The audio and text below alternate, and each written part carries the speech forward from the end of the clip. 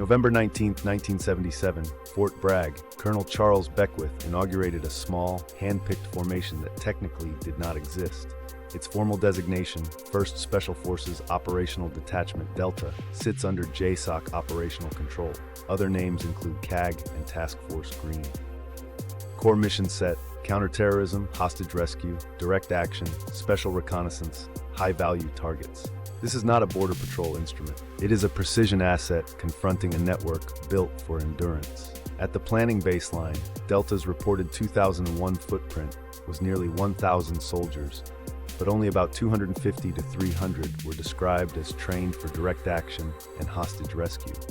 The remainder supplied elite combat and service support. A major cartel, by contrast, comprises thousands across regional command, enforcement, logistics, laundering, and civilian collaboration. An anomaly. The comparison invalidates the fantasy of 35 operators controlling cartel territory for any duration. February 2017, Tijuana, Mexico. A video account describes a black helicopter over a luxury compound, machine gun fire, rubble, and 12 bodies, including Juan Francisco Patron Sanchez, known as H2. Treat the sequence as a tactical illustration, not a confirmed Delta Force attribution. Direct action can rupture a node within minutes. Cartel architecture distributes authority through importation cells, workers, contractors, and deeper interior leadership. The target package is never the entire system. 2020, according to former Defense Secretary Mark Esper's memoir, President Trump asked whether missiles could destroy drug labs in Mexico. The question exposes the first operational gate: sovereignty. A unilateral strike is illegal and escalatory.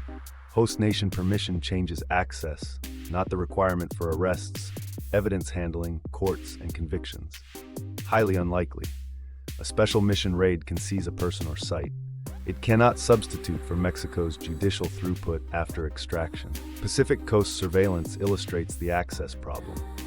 Echo Voyager, an underwater system with ultra-sensitive acoustic sensors, is described as searching for vessels unloading narcotic precursors from China.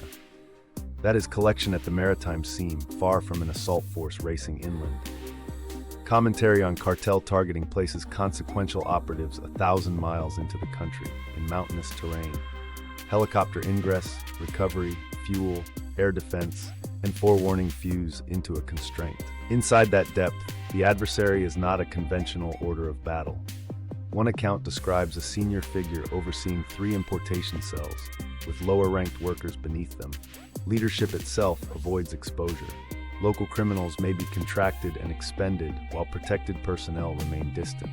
Dryly put, a raid may eliminate everyone present and still miss the organization's expensive people. Target development must therefore track communications, coordination, logistics, and finance beyond the gunman. At the midpoint, decapitation reverses into fragmentation. Targeted raids that kill or capture cartel leaders can generate temporary disruption, then power vacuums, turf wars, violent spikes, and rival growth. That pattern is strategically opposite to hostage rescue. Success at the breach does not equal control after departure. Cartels are war-making entities, linking violence to clear ends, rather than acting as irrational criminals. One removed commander can create several competing enforcement chains by nightfall. After the raid phase, detainee processing becomes the bottleneck. A strike team cannot occupy territory, secure seized assets at scale, or run the evidentiary chain required for convictions. Mexico's criminal justice reform and aggressive counterintelligence against cartel penetration of key institutions are identified as concurrent requirements. Precision without casework is merely displacement. The recommended force posture shifts the military toward a supporting direct action role, while intelligence drives operations.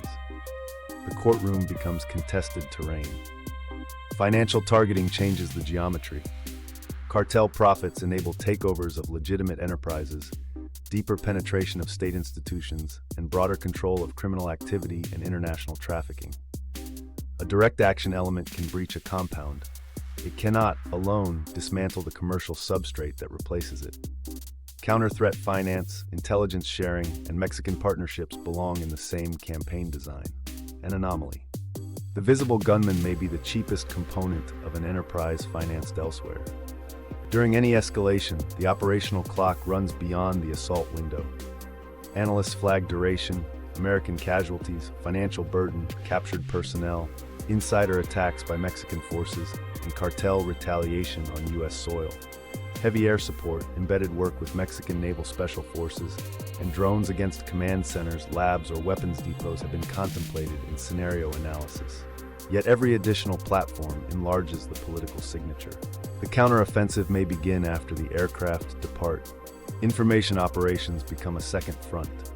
Any plan requires communications on U.S. intent and limits, while blunting foreign diplomatic maneuvers and psychological operations designed to exploit the crisis. This is not presentation work. It protects the coalition required for access, intelligence, prosecution, and endurance. Without it, a narrow raid can be reframed as an open-ended intervention. The adversary gets a recruiting narrative at no cost during operations. Final assessment. Delta Force brings a narrow capability: high-value targeting, special reconnaissance, counterterrorism, hostage rescue, and direct action. Against a cartel system measured in thousands, dispersed cells, money flows, embedded institutions, and cross-border logistics, that capability is an entry tool, not a campaign.